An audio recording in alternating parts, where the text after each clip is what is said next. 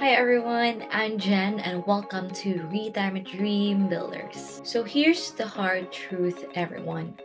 Most people living abroad or moving abroad make the same housing mistakes and they pay dearly for it. They sign leases that don't even count for their visa. They put down deposits they'll never see again. Some even buy property they're not legally allowed to own. That's why today's video or today you're getting the guide nobody hands you. The expat housing guide they don't tell you about. If you're dreaming about living overseas, this episode is for you and absolutely cannot skip.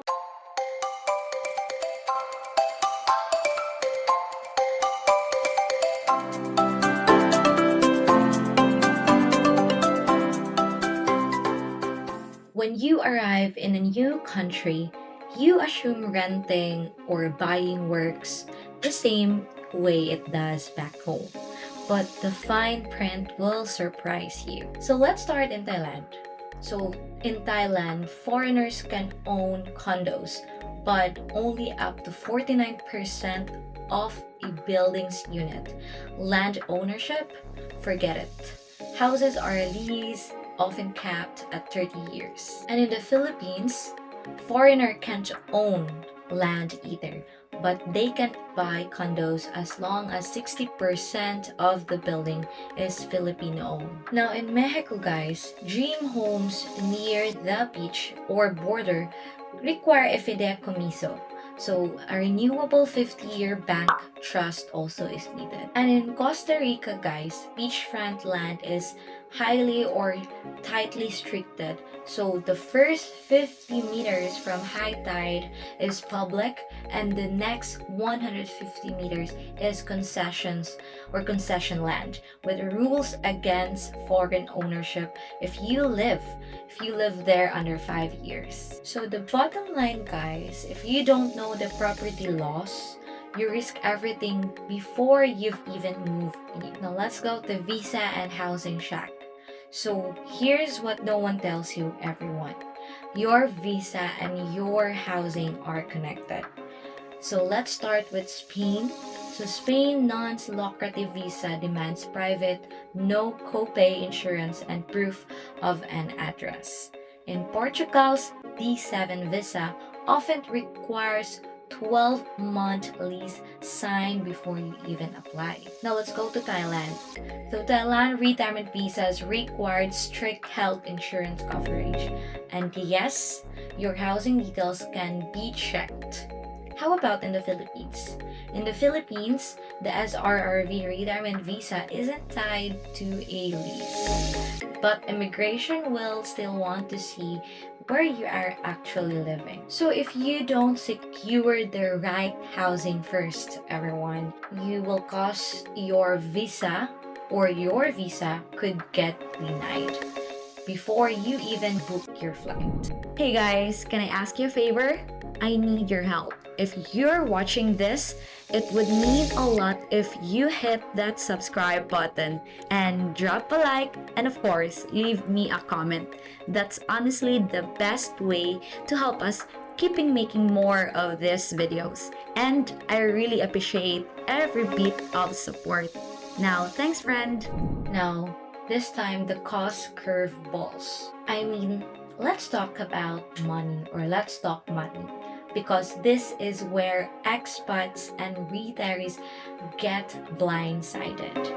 Now let's start with the Philippines. So in the Philippines, electricity bills are some of the highest in Asia.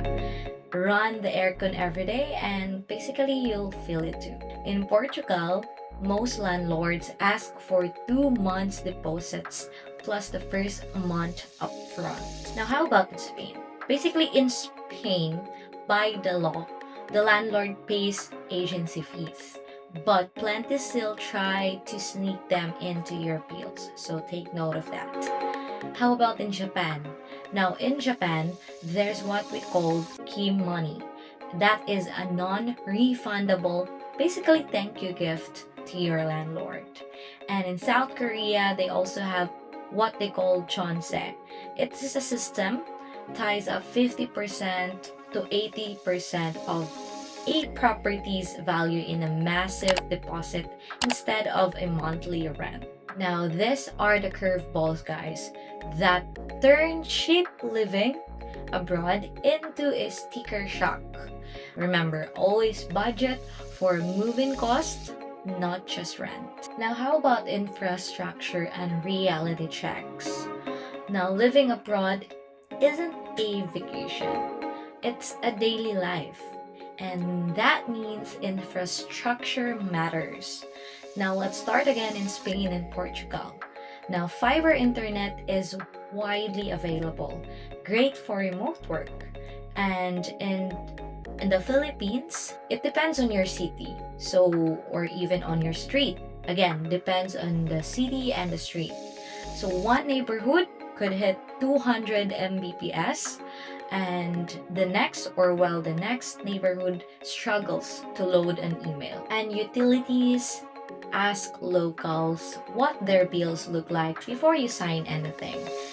A place that seems affordable on paper can bleed your budget dry with AC and generator cost. Now remember, it's not the rooftop view that matters. Again, it's not the rooftop view that matters.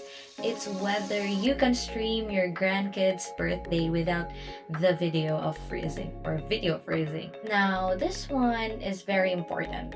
Scam proofing your housing hunt. This one is simple. Don't get scammed. I have 3 things that you need to remember.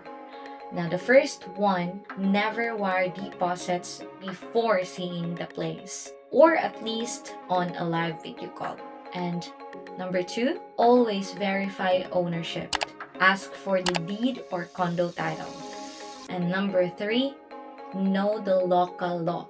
Like in Spain, I mentioned before, where agencies' fees are on the landlord, not yours. Now remember, scammers prey on foreigners rushing to lock something in.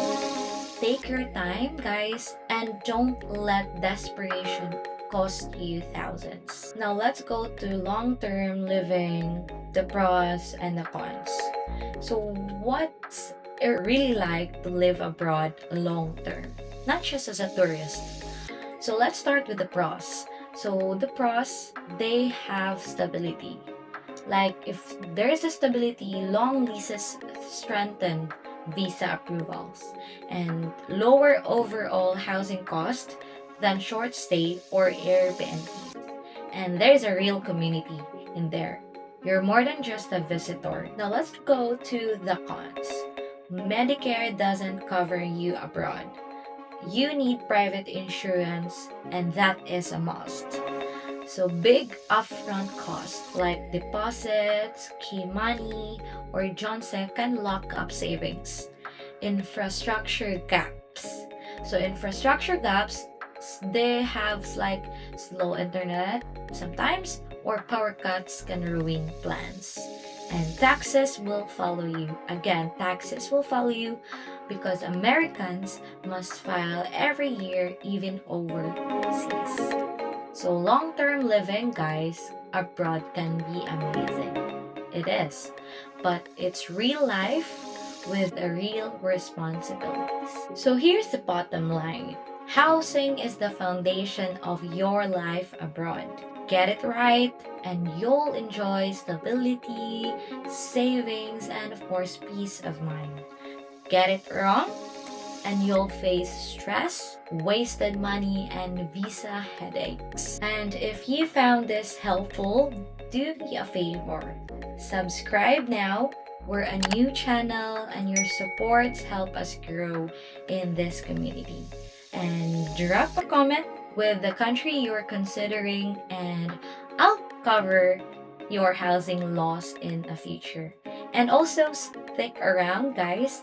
There are plenty of other video here in Retirement Dream Builders that might basically spark your interest, from visas to finances to lifestyle tips. Each one give you a different piece of the retirement puzzle, so watch ones that catch your eye or catch your interest and keep building your dream plan with us. Thanks again for watching. I'm Jen, and this is Retirement Dream Builders.